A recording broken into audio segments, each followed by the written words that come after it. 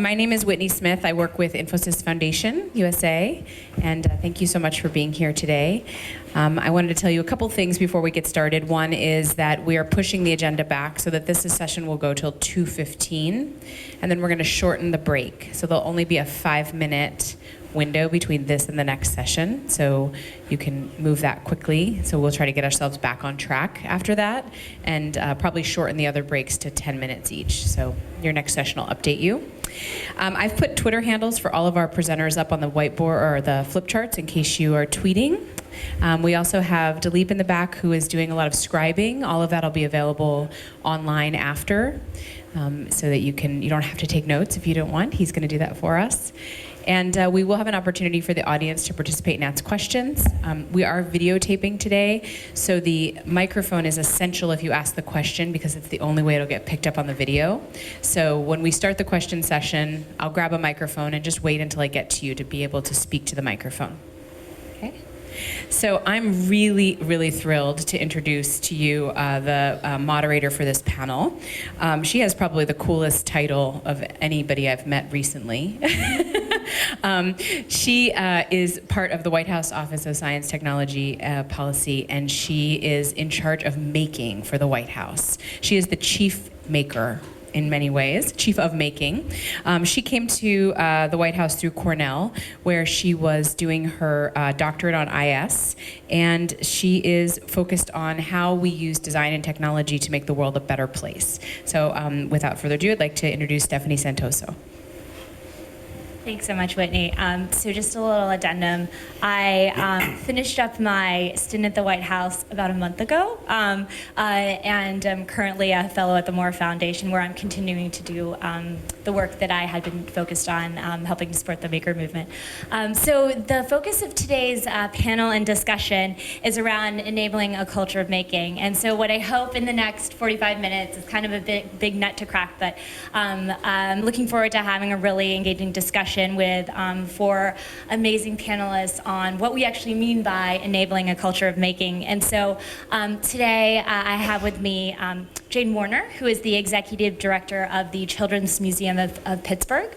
I have Sylvia Martinez, who is the author of Invent to Learn and a very widely respected STEM educator and advocate for bringing real-world STEM experiences into the classroom. And I have Dror Yaron, did I get that right? All right, from the Create Lab in Pittsburgh at Carnegie Mellon University. And last but definitely not least, I have Ken Montgomery, who is the founder of Design Tech High School here in the Bay Area. So I see a lot of familiar faces in the audience, but since this is being videotaped for others around the world to see, so we know that the maker movement is helping to democratize the resources, tools, and technologies and spaces that are allowing students and adults and families to really take ideas and bring them to life. And this is happening in communities all around the country. The focus today is going to be to talk about really the role that enabling a culture of making can make a difference in education and how students learn. And so much so that the president in 2014 hosted the first White House Maker Fair to really call attention to the fact that bringing hands-on maker-focused experiences are inspiring a whole new generation of students to really find their passion for STEM, but also I would argue, and I think a lot of people in the room would agree, that intersection of STEM with arts and design, and really showing how there is that interdisciplinarity that's really important to finding solutions to real-world problems. And so to kick things off, I wanted to start with a question about, how would you describe the maker mindset, and why do you think it's important to create environments and experiences for students to be able to cultivate this perspective? And maybe Sylvia, I wonder if you could kick us off? Sure. I was thinking about that question in the morning keynote when he drew the curve, the one that's going up, everything's rocketing to the moon, and everything, another curve that's coming down, and it was like, I was thinking the curve that's going up, or the curve that's going down, is student engagement in school. We all know this. The numbers are, it's a fact, right? Year after year, students find school less and less relevant. And the one that's going up is places where kids can find actual experiences and opportunities in the real world. The internet has made the world an open classroom. And so where are we on that curve? Are we past the point of no return? Are we just in a system where we're just so immersed in it, we don't notice that it's obsolete? And so I think this is an opportunity to put relevance back, to make it so that kids see the relevance in their lives, spent in a schoolroom, spent outside of a schoolroom, working with interesting people from anywhere in the world. And I think the maker movement has the opportunity to do that if we accept that this is the reality of our lives today.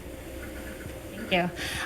Ken, being the founder of a high school that is very focused on things like design and problem solving and hands-on learning, can you talk about why, or how you would describe the maker mindset and why you think it's so important for students to be able to cultivate their own mindset?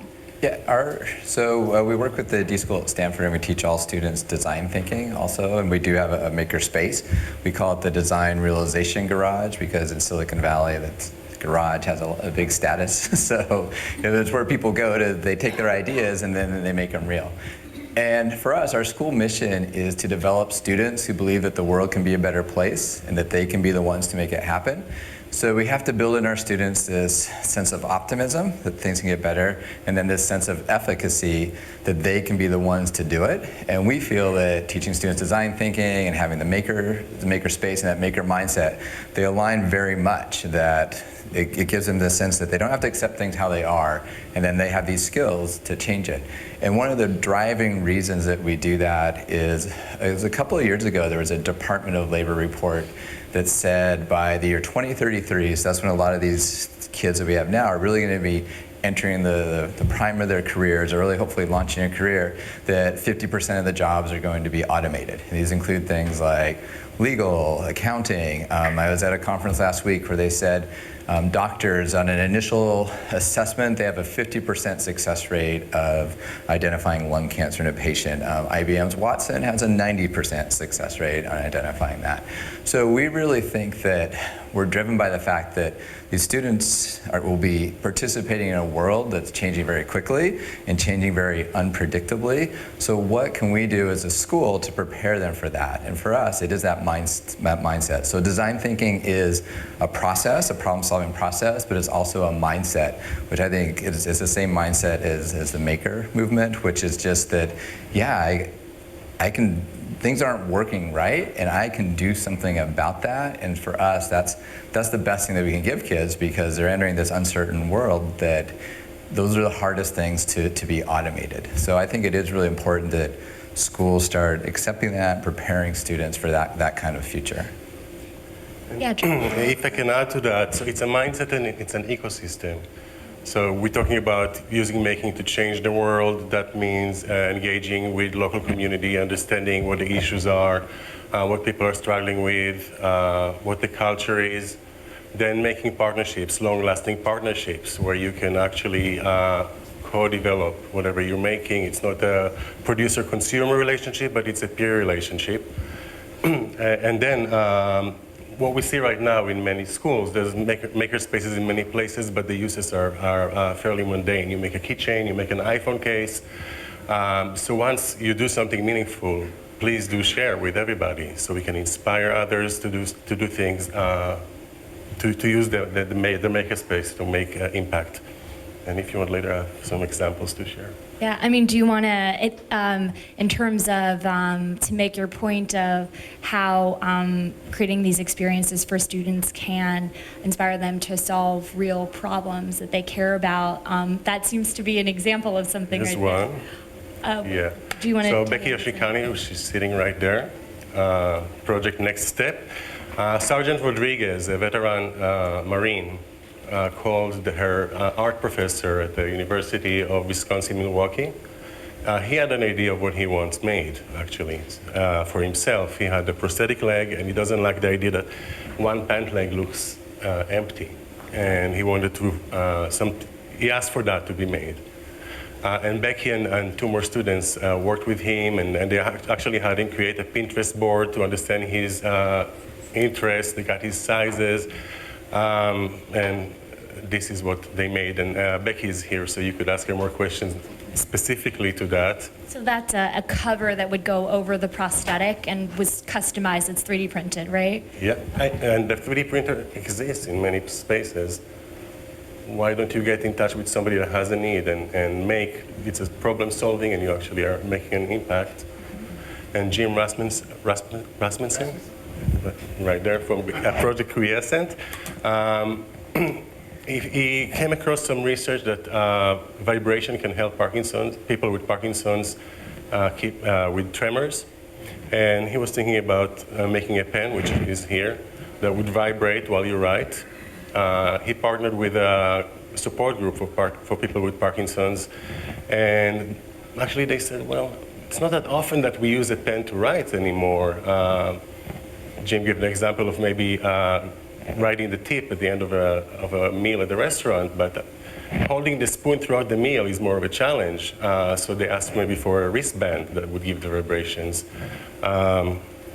This one is from another person he worked with, and she has a problem when she gets excited, her hands bounce, and she said, can you make me something that's discreet I can hold in my hand when I go to the basketball game? And ended up just putting a vibration motor inside a ping pong ball, and that helped her with that problem. Another guy said, I have a problem walking. Can you make a band for my feet? And actually, after how many years in a wheelchair? 3 years in a wheelchair. So there was the idea, but then working as peers with the community you're helping really transformed it from this pen to many other uses. Fantastic, thank you. We have across the panel today a wide range of organizations that are represented. So we have museum, we have Sylvia, who's collaborated and worked with a variety of schools, but also organizations that are really committed to engaging students in making in the informal learning space out of school. Dror is working at a university, but they do lots of collaborations with all sorts of other organizations in the community, and Ken, who is working at a high school. And so I wanted to ask you as panelists, we talk a lot about the importance of bringing these experiences to the formal learning space in school, and then there's also lots of conversations about how these are experiences that maybe are better suited for the informal space. Maybe it's hard to get these experiences into the formal learning space. So I wanted to ask you all, how do you think those experiences are complementary to one another, and to kind of reflect on some of your experiences working in either informal or formal learning? And Jane, do you want to start off? Sure. The Children's Museum has actually been working in the makerspace for about, 4 or 5 years now. And we actually created a make shop, a makerspace within the museum, which is open access to people, which is one of the most important things that we found, is that the people are really key to a great maker experience. So it's actually made us think differently in the museum world about actually investing in talent rather than investing in stuff, which is kind of interesting, right? For a museum to kind of start thinking that, we always put our most valuable things in museums. Maybe our most valuable things are the interactions between people. So it's the people, the process, and the parts and pieces are kind of how we think about the makerspace. In fact, that's kind of the framework that we work under. And we work with very young children. But we also work with older kids, and that's been really kind of fascinating. We created the space thinking that it was for older kids only, but we found out that 4- and 5-year-olds are makers too, and they're makers in a different way, but at the same time kind of getting them used to this concept of that they can change the world is really important at a very young age. We've been now exploring the ideas of translating. The one great thing about museums is that you can't fail a museum. It's really hard to fail a museum. So we can try out ideas, we can experiment, and then we're going to try to translate them into the public classroom or to the formal classroom. And we've had been doing this for quite some time, creating networks. Our next exciting adventure is to actually take over a building right next to our museum, where we're going to have a charter school, a middle charter school on the second floor, low income, 97% African American kids, and on the first floor we're going to have Make Shop Plus, which is all about trying to figure out how we can translate what we're learning in the informal world to the formal. I should mention too that this is a project with the University of Pittsburgh Center for Learning in Out-of-School Environments Up Close, and Carnegie Mellon, where all good things happen, and the Entertainment Technology Center there. So we're really kind of looking at a number of different ways and thinking about making. But I've been in the museum business a long time, and this is probably the most exciting thing that I've seen happen in the hands-on museum world.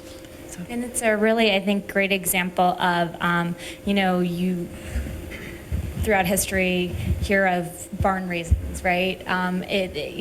Communities coming together to put together a physical barn for a neighbor, or maybe it's for shared use. And this is kind of a really great example of a 21st century version of a barn raising, where you do have different stakeholders in a community who have a shared interest in wanting to remake the learning experience for students. That is it's a nod for Jane to talk about the Remake Learning Network, but which I'll totally let you do. But that this becomes a 21st century barn raising where individuals and industry and nonprofits and foundations and all sorts of educational institutions can participate in some way.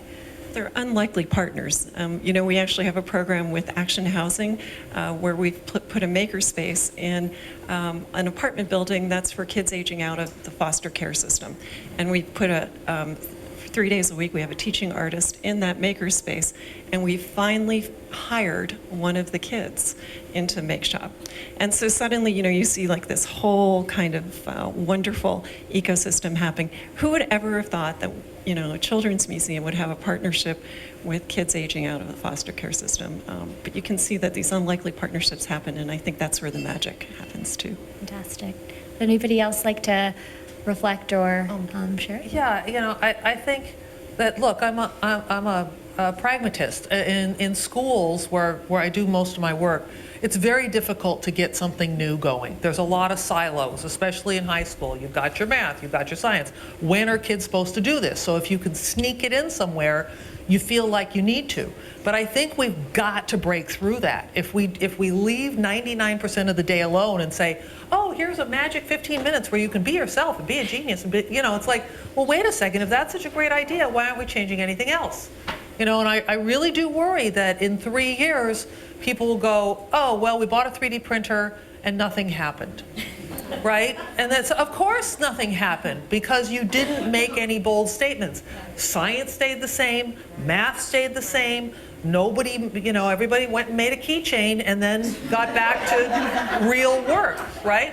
So it's a tough call. Who does that? Who teaches it? Who loses their jobs? I've had shop teachers saying, why are you trying to take my job? And it's like, that's a really good question, because of the way school is organized.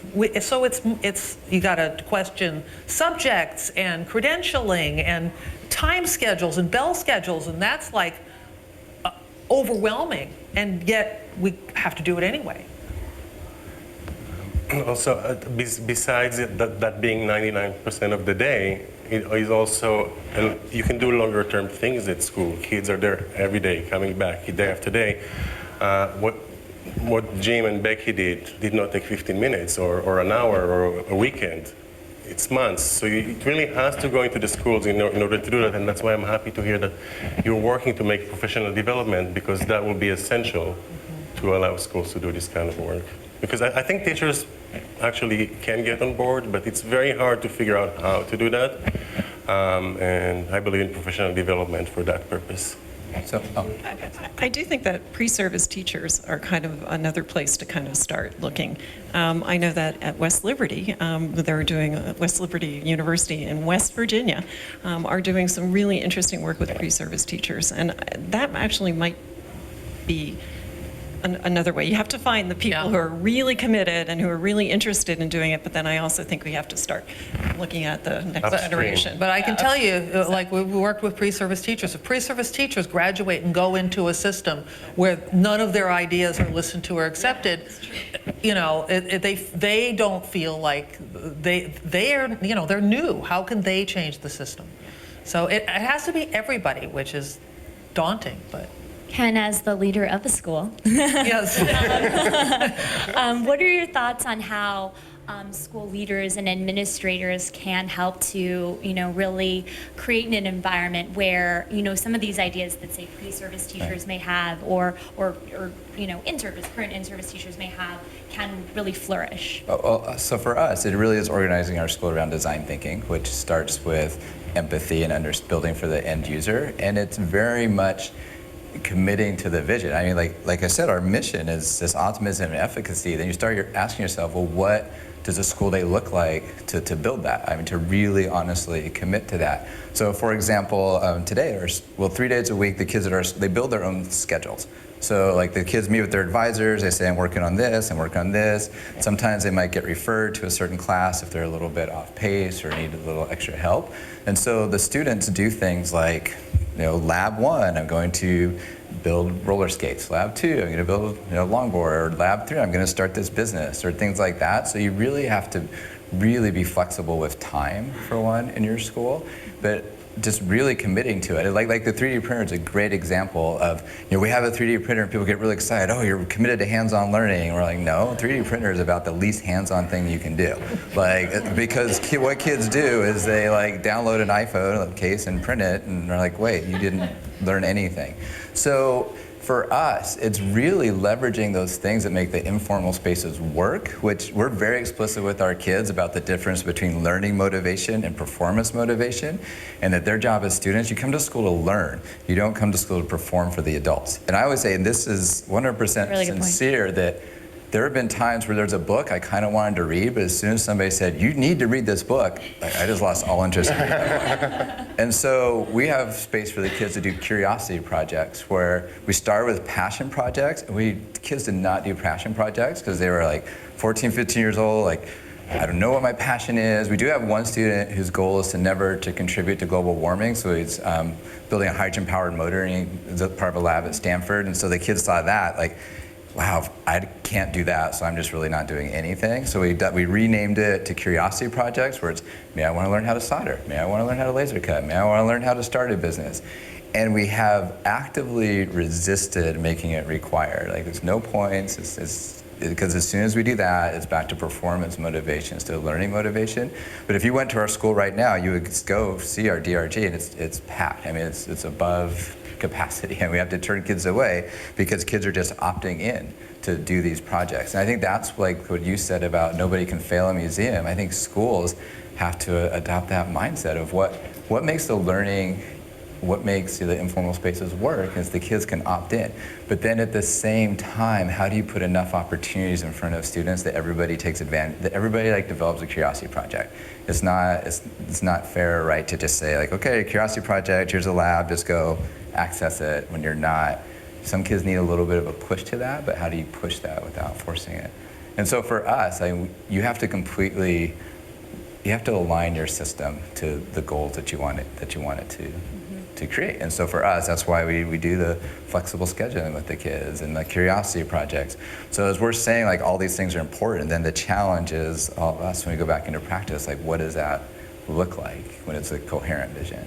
Yeah, no, definitely. And I want to make sure we leave enough time for Q&A and just like an interactive discussion with all of you who are in the audience. So perhaps my last question to panelists will be,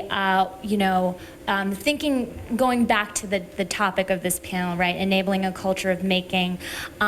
I'd like each of you to either offer the audience one piece of advice that you have for enabling a culture of making, something you think has worked incredibly well, or you could discuss what you think other organizations or individuals could do to help to cultivate a culture of making in their communities and in their schools, museums, libraries, fill in space here. I can start. We can start on this. Yeah, sure. So what we did is we looked at places that that had that culture, and one of them was the D School at Stanford. And so we asked them, what is it about your culture that has made it like this? What are some key values? And one thing they said is we have a do-it-yourself culture. Like when you're at the D School, you don't go into a room to teach a class and expect the room's going to be set up for you. If you want to do thank you gifts for somebody, you don't go and order them, you make them. So like everything that we've done has aligned ourselves to that do-it-yourself culture. So when we opened our school, these kids we had 139th graders, they had no furniture, they came in, they were sitting on the floor, so your first design challenge is to design the space. And so then we took an all-school field trip, looked at how Stanford uses space to shape behavior, how's the airport, all these places, and they came back, and the first 2 weeks were just, it was kind of crazy, because like the kids are sitting on the floor, we're painting, we're getting a shipment of like 200 chairs at 1 o'clock, here we are, like let's put them together. And so to enable that culture, I think you have to think really carefully about like what it is, and then like what are those key things. Like for us, it was the do-it-yourself culture, it's the optimism, and that do-it-yourself builds the efficacy, and then aligning everything to that, like questioning everything along the way, which for us in practice means let the kids do it. Like let the kids do it. And even though like most of the furniture we have, the kids have built, and the first pieces of furniture they built, they weren't that great. Like they've pretty much already been thrown out. But now this second version of furniture that they're building, it's really great. And we just keep reminding ourselves that I'm not exactly sure who said it. Maybe it was in your book that when a person creates something, the thing that changes the most is the person. And it's not like the process for kids, especially. I think it's for all of us. The process is the product. Like it's not. Yeah, they built that chair. We probably could have, got a nicer chair for $40. But like, what has changed is that student has this mindset now that, oh, I had this idea, and I created something that didn't exist before, and I can do that in other ways. It's about building that confidence. Yeah, it's like building that confidence. So I think the piece of advice is like really to enable that culture, get very explicit, and then challenge like everything you do to align up to that. And I would really like push on that do-it-yourself culture is the best way to run an organization. Like we don't have custodians. Like the kid makes a mess, they clean it up. I mean, it's just, we're doing this ourselves. We don't sit around and wait for other people to do things for us. I kind of opened with it, but I can summarize again. Go hyper-local. Look at the community around you. Create partnerships. And again, we're talking about peer-to-peer, not I'm coming to save you. And be transparent. Share your successes and challenges. And one place you can go do that is makeforhumanity.org, which the Infosys Foundation and the Create Lab created. It's a Facebook page, but there's many other places to do that. So I can tell you two things that I see in schools, successful maker type schools all the time.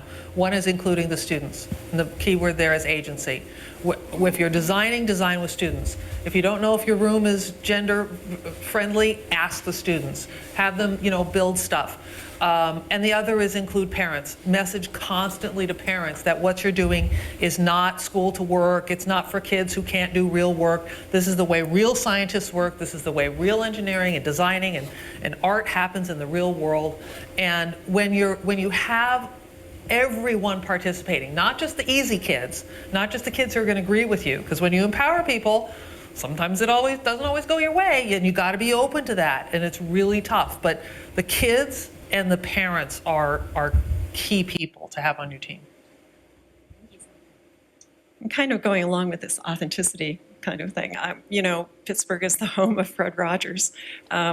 And in our make shop, we actually have a sweater that Fred's mother knitted for him.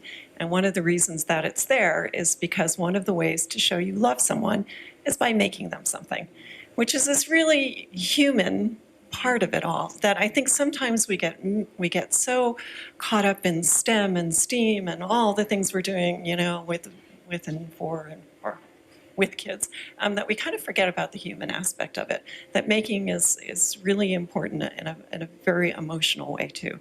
So I know that Steph's mother, and she made her wedding dress, 11 days ago you were married. And there's something wonderful about when someone makes something, when you make something together. So it's that human quality too that I think sometimes we miss.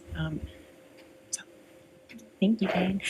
So I think we have maybe a couple minutes to maybe 5 minutes or so for Q&A or discussion. Does anybody in the audience have a question they'd like to ask the panelists, or Just make sure you have the even microphone. a point or something to add to the discussion? Feel free, don't be shy.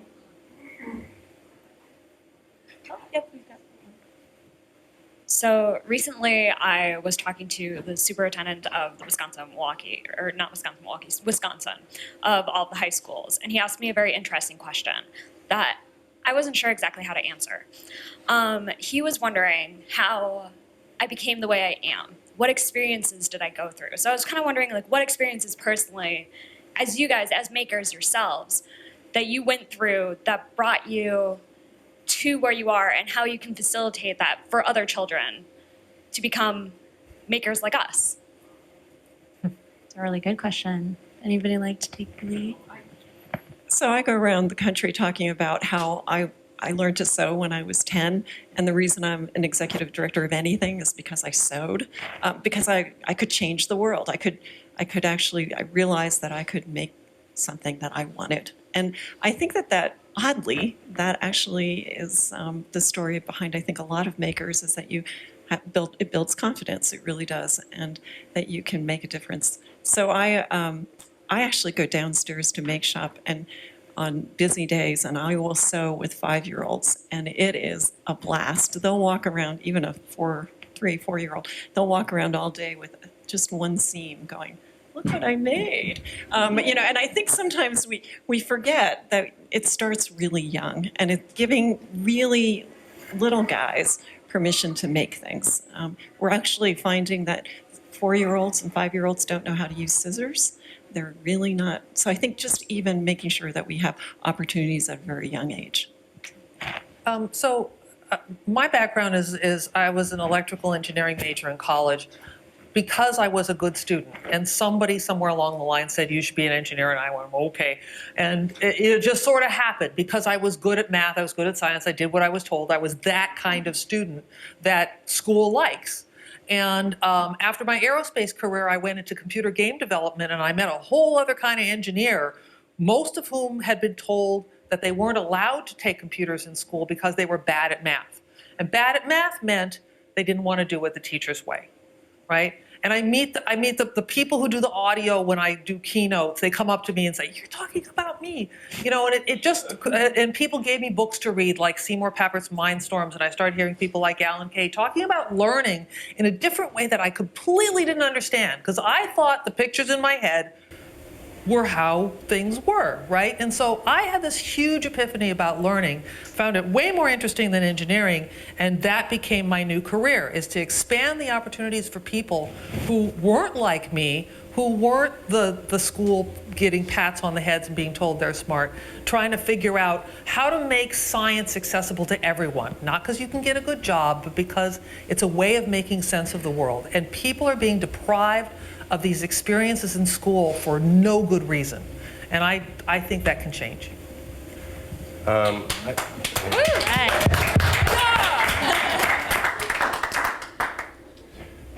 don't know if it was something that was done, or actually because of family circumstances, I just had a lot of time on my hands by myself. So I would take apart stuff, try things that I think maybe because I wasn't activated much, just I learned how to be bored and how to get into things. I don't know. They say that being bored is the best way to be creative, right? You need to. I don't know. I had to spend hours at home. Was there I wonder something what's in inside the particular? refrigerator. I'm not inside the backside. Was there something in particular as a kid that you really gravitated towards in terms of projects that you worked on, types of projects? I just that you remember liked? taking apart everything. Like everything. You know, it's funny. It's like, how do you create alone time in schools? You know, I mean, how could we do that? Just that simple concept. Do you let kids create their own schedules? There you go. You have the answer. That's good. Great. I think we have time for one more comment or question. Yes? Sure. So I'm Louis Nadelson. I'm from Utah State University. I'm a STEM education researcher. And of course, the first question that I ask is, how do you know what the students are learning? How deeply do you know they're learning it? Are they developing misconceptions? Are they developing just surface knowledge? Developing ideas of engineering as tinkering and messing around, or are they really understanding deeply this process that we're really trying to promote through our national standards? So what are your metrics for this besides, I'm hearing a lot of anecdotal and there's real power in that, so I don't want to discredit that, but how do you know on a large scale you're making a difference? Anybody want to? Well, you're. Well, yeah, I would say, so we have, we're just in our second year, so we just have 9th and 10th graders. And so we've developed 2 ways we're telling our data story. One, there's all the standardized majors, the tests we have to take, the PSAT, they take the MAPs, they'll take the SBAC, so we'll look at those. But then we also have this other bucket of personalized majors, which they do presentations of learning, they do portfolios, they do, they create things, they do exhibitions. And so the challenge, so we internally know that, like we can see what they're building, what they're doing, the confidence that they're showing, the curiosity projects they're completing. So we can see that and measure that internally, but it is a challenge, it is a real challenge to take that and translate it into an aggregate way that makes sense to people outside the school. They can say, well, because when people say, is this working? I could tell, 30 different stories, but they're like, okay, that's 30 different stories. Like, give us a number. Like, it is a real challenge to quantify that, and we are working with a couple of organizations to try to figure out what is the way that we can quantify that. I would add as well that I think making the things that students get out of the experience of making there are lots of elements that aren't effectively measured with traditional forms of assessment. And so what you are seeing, right, as a STEM researcher, you probably know this too, is research being done around alternative modes of assessment. So Maker Ed has their open portfolio project that's looking at portfolios as a mechanism for assessment. I think Jane wanted to talk a little bit about some of the research that they're doing at Make Shop or... Yeah, I was going to do a call out for Maker Ed because Maker, Trey's back there, which is kind of the national organization, and Maker Ed is actually really kind of delving into just these issues. And the University of Pittsburgh, we actually have a Department of Research and Learning at the museum because we realized to make this leap to formal ed, we actually needed some kind of measure. So there's a number of publications coming out of the University of Pittsburgh that I would recommend you look at. But also Maker Ed just has actually everything online. I mean, they're really getting kind of becoming the storehouse, clearinghouse, whatever it's called. Yeah. I want to turn this question to the room. Oh, sorry. Yeah, and I think there's another point that has to be made is I think there's a gap in teachers' perceptions of themselves as mathematicians and scientists and historians, and they put their trust into the curriculum, into textbooks, into the way that things have always been done. And part of when Gary Steger, my co-author, and I do professional development is to get the teachers making things and thinking themselves again as scientists, as where does the math come in? How do you push a project to take it beyond making something cool to making something with precision that you can analyze, that you can predict the outcome, to use the mathematics that they should know. I'm not against math, teaching math. I'm against teaching math over there and teaching making over there. And the teacher is the key. The teacher's confidence in themselves to bridge that is crucial. And I'd also say, for us, we're definitely, I know I'm an outlier on this, but I was very influenced by Elliot Eisner's views of assessment evaluation about, we all know more than we can put words to. Like, he always said, describe to me how water tastes. Like, you know it, but you can't really put words to that. And so I always push back on that a little bit of if you're investing in the teachers and their capacity, they're going to know it, even if we can't exactly say it. And then when somebody comes in and visits, they can see it. And so I don't want to create an assessment that we just really teach to, so we get those numbers and then lose the other pieces of it. And I think with that, we're going to have to wrap up this panel. But this was a great conversation, and I wanted to just thank the panelists so much for joining me today and giving them maybe a round of applause. Thank you guys. Thank you so much. And we'll be around afterwards if you want to continue the conversation.